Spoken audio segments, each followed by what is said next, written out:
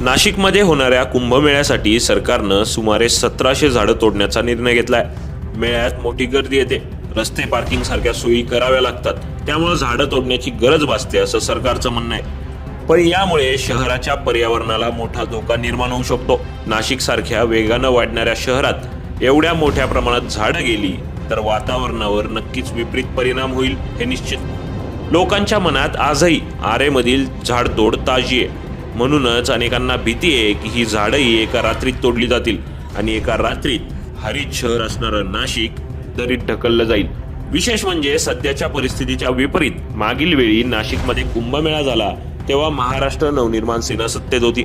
त्यावेळी ही मोठी कामं झाली, पण एकही झाड न तोडता कुंभमेळ्याची व्यवस्था केली गेली। त्यात सत्ता काळात मनसेनं नाशिकमध्ये सुंदर आणि पर्यावरणपूरक असं बोटॅनिकल गार्डन उभारलं, ज्यामुळे शहर हरित झालं। या दोन्ही घटनांमधून दोन विविध दृष्टिकोन दिसतात, एक धर्माच्या नावाखाली झाडांचा बळी देण्याचा आणि दुसरा विकास करतानाच निसर्गाचं रक्षण करण्याचा। आजचा निर्णय कोणाच्याही विचारसरणीपेक्षा महत्वाचा आहे, निसर्ग वाचवण्याचा। पर्यावरण टिकवलं तरच शहराचं भविष्य सुरक्षित राहील हे प्रत्येकानं लक्षात घ्यायला हवं।